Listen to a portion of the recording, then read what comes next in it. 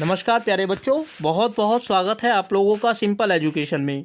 दोस्तों, आज की इस वीडियो में हम लोग बात करेंगे कक्षा 9 की 2 फरवरी की सामाजिक विज्ञान की वर्कशीट नंबर 78 के बारे में।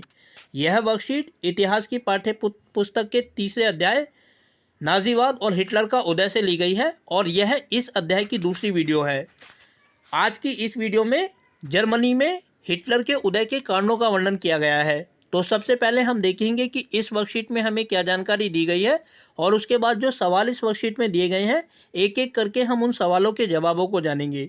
तो चलिए बिना वक्त जाया किए हुए हम लोग आरंभ करते हैं आज की इस वीडियो में कक्षा 9 की 2 फरवरी की सामाजिक विज्ञान की वर्कशीट नंबर 78 का अध्ययन नाजीवाद और हिटलर का उदय के बारे में। हिटलर का उदय हिटलर जर्मन सेना में सिपाही था। प्रथम विश्व युद्ध में जर्मनी की पराजय और वर्साई की संधि ने उसे दुखी और आग बबूला कर दिया था। 1919 में उसने जर्मन वर्कर्स पार्टी की सदस्यता ली, जिसे बाद में नेशनल सोशलिस्ट पार्टी का नया नाम दिया। इसी को नाजी पार्टी के नाम से जाना जाता है। अर्थव्यवस्था की बदहाली, राजनीतिक खालीपन और समाज में गहराते जा रहे संकट ने हिटलर के सत्ता में पहुंचने का रास्ता साफ कर दिया। महामंदी के दौरान नाजीवाद ने एक जन आंदोलन का रूप ग्रहण कर लिया। 1929 के बाद बैंक दिवालिया हो चुके थे, काम धंधे बंद होते जा रहे थे, मजदूर बेरोजगार हो रहे थे और मध्यम वर्गों को लाचारी और भुखमरी का डर सता रहा था। नाजी प्रचार में लोगों को एक बेहतर भविष्य की उम्मीद दिखाई देती थी। 1929 में नाजी पार्टी को जर्मन संसद राइक्सटाग के लिए हुए चुनावों में महज 2.6% वोट मिले थे, जबकि 1932 तक आते आते 37% वोटों के साथ वह सबसे बड़ी पार्टी बन चुकी थी। नाजी प्रचार की कला। नाजी हिटलर जबरदस्त वक्ता था। अपने जोशीले भाषणों में वह शक्तिशाली राष्ट्र की स्थापना, वर्साई की संधि में हुई नाइंसाफी के प्रतिशोध और जर्मन समाज को खोई हुई प्रतिष्ठा वापस दिलाने, बेरोजगारों को रोजगार और नौजवानों को एक सुरक्षित भविष्य का आश्वासन देता था। हिटलर ने राजनीति की एक नई शैली रची थी। वह लोगों को इकट्ठा करने के लिए आडंबर और प्रदर्शन की अहमियत समझता था।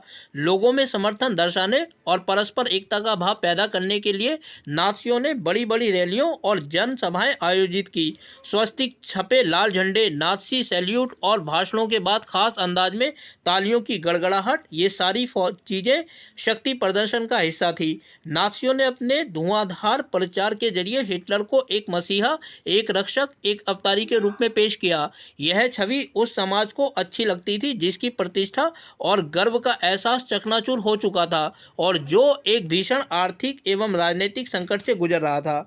लोकतंत्र का ध्वंस।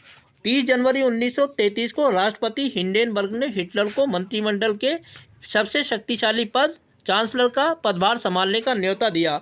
तब तक नाजी पार्टी रूढ़िवादियों को भी अपने उद्देश्यों से जोड़ चुकी थी। सत्ता हासिल करने के बाद हिटलर ने लोकतांत्रिक शासन की संरचना और संरचनाओं को भंग करना शुरू कर दिया। 28 फरवरी 1933 को जारी किए गए अग्नि अध्यादेश के जरिए अभिव्यक्ति, प्रेस एवं सभा करने की आज़ादी जैसे नागरिक अधिकारों को अनिश्चित काल के लिए निलंबित कर दिया गया। 3 मार्च 1933 को विशेषाधिकार अधिनियम, जिसे इनेबलिंग एक्ट कहते थे, के जरिए हिटलर को संसद को हाशिए पर धकेलने और केवल अध्यादेशों के जरिए शासन चलाने के निरंकुश अधिकार मिल गए। नाजी पार्टी और उससे जुड़े संगठनों के अलावा सभी राजनीतिक पार्टियों और ट्रेड यूनियनों पर पाबंदी लगा दी गई। अर्थव्यवस्था, मीडिया, सेना और न्यायपालिका पर राज्य का पूरा नियंत्रण स्थापित हो गया। तो प्यारे बच्चों, ये वर्कशीट थी। अब इस वर्कशीट के आधार पर जो सवाल हमारे सामने दिए गए हैं, हम उन सवालों के जवाबों को जानेंगे। आप देख सकते हैं कि यहाँ जगह की कमी है, इसलिए अन्यत्र हम इन सवालों के जवाबों को जानेंगे और देखेंगे कि कैसे हम इन सवालों के जवाबों को लिख सकते हैं। तो दोस्तों, पहला सवाल है कि हिटलर के उदय के कौन कौन से कारण थे और इस सवाल के जवाब को हम इस तरीके से लिख सकते हैं कि वर्साई की संधि की ज्यादतियों, भारी आर्थिक बोझ, मुद्रा का अवमूल्यन, औद्योगिक क्षेत्रों का छिन जाना आदि ने जर्मनी में हिटलर के उदय को संभव बनाया। इसके अलावा दूसरा सवाल है कि जर्मन लोगों से हिटलर ने क्या वादे किए। तो इसके जवाब को हम इस तरीके से लिख सकते हैं कि हिटलर ने अपने अभिभाषणों में जर्मन लोगों को यह यकीन दिलाया कि वह जर्मनी की खोई हुई प्रतिष्ठा को पुनः स्थापित करेगा, वर्साई की शर्मनाक संधि का अंत करेगा, लोगों को रोजगार प्रदान करेगा। और तीसरा सवाल है कि पूरे देश में नियंत्रण स्थापित करने के लिए हिटलर ने कौन कौन से कदम उठाए। तो इसके जवाब को हम इस तरीके से लिख सकते हैं कि पूरे देश में अपना नियंत्रण स्थापित करने के लिए हिटलर ने अनेक कदम उठाए। चांसलर का पद संभालते ही उसने लोकतांत्रिक संस्थाओं को समाप्त कर दिया। अग्नि आदेश द्वारा उसने अभिव्यक्ति, प्रेस एवं सभा करने का अधिकार छीन लिया, वह भी अनिश्चित काल के लिए। 1933 में विशेषाधिकार अधिनियम द्वारा उसने संसद को हाशिए पर ढकेल दिया। और अंतिम सवाल है कि क्या मीडिया पर प्रचारित बातों और विचारों से आप प्रभावित होते हैं? कोई एक उदाहरण दीजिए।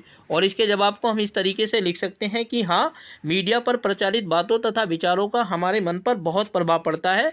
उदाहरण, पाकिस्तान द्वारा पुलवामा हमला इसका उदाहरण है, जब हमने सभी विरोध में भाग लिया। दोस्तों, आप जानते हैं कि जब 14 फरवरी 2020 को 19 में पाकिस्तान ने कश्मीर में पुलवामा पर हमला किया था, तो पूरे देश में नफरत की एक आंधी चली थी और हर व्यक्ति ने, हर भारतीय ने इसका विरोध में हिस्सा लिया था। और ये सारा जो काम था वो मीडिया के द्वारा किया गया था। इस प्रकार मीडिया की बातों का, उसके विचारों और प्रभावों का हमारे दिमाग पर प्रभाव पड़ता है। इसके अलावा भी आप कोई और दूसरा उदाहरण ढूंढ सकते हैं जब आपने ये पाया हो कि इस बात का जो मीडिया के द्वारा प्रचारित की गई है आपके दिमाग पर प्रभाव पड़ा है और आप उसके रंग में रंग गए थे। तो प्यारे बच्चों, 2 फरवरी की सामाजिक विज्ञान की कक्षा 9 की यह थी वर्कशीट नंबर 78, जिसमें हमने जर्मनी में हिटलर के उदय के कारणों का अध्ययन किया। उम्मीद करता हूं कि आप लोगों को वीडियो अच्छी लगी होगी और साथ ही आप लोगों से अनुरोध करता हूं कि यदि वीडियो अच्छी लगी तो वीडियो को लाइक और चैनल को सब्सक्राइब जरूर करें। इसके अलावा आगे आने वाले अन्य दिनों में अन्य वीडियोज़ को देखने के लिए जुड़े रहें मेरे साथ मेरे इस यूट्यूब चैनल पर, जिसका नाम है सिंपल एजुकेशन। फिलहाल आप लोगों से विदा लेना चाहूँगा। वीडियो को देखने के लिए आपका बहुत बहुत धन्यवाद।